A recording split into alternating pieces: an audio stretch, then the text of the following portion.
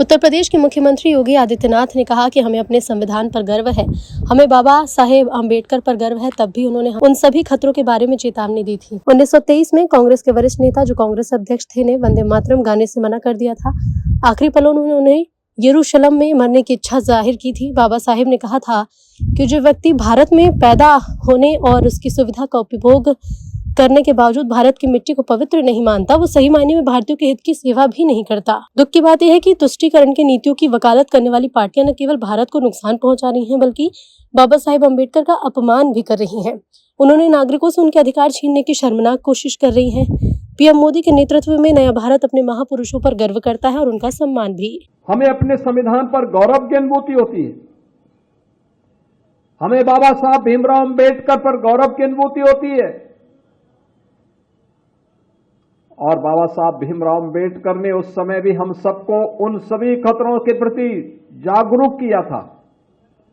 याद करिए, उन्होंने उस समय एक बात कही थी,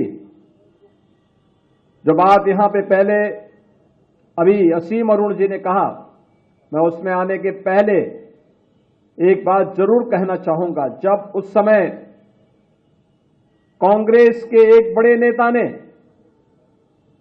जिन्होंने 1923 में वंदे मातरम गाने से इनकार कर दिया था, कांग्रेस के अध्यक्ष के रूप में रहते हुए, और जब वह अंतिम समय उनका आया तो उन्होंने इच्छा व्यक्त की थी कि मेरी इच्छा है कि मैं यरूशलेम में मरूं।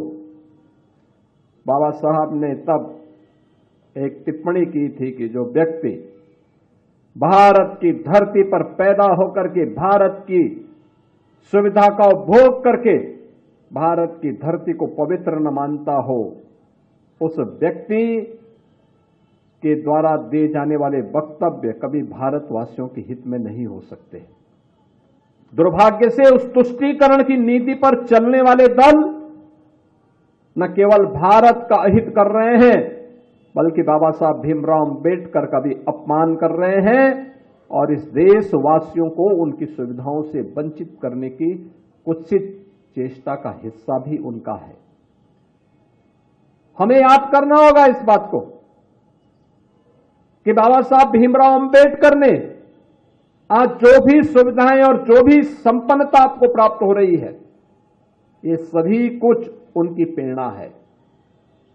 प्रधानमंत्री मोदी जी के नेतृत्व में नया भारत अपने महापुरुषों पर गौरव की अनुभूति करता है, उन्हें सम्मान देता है। पंचतीर्थ के निर्माण का कार्यक्रम हो या अनुसूचित जाति, जनजाति और पिछड़ी जाति के छात्रों को मिलने वाली स्कॉलरशिप और अन्य सुविधाएं, ये उसी क्रम का हिस्सा है।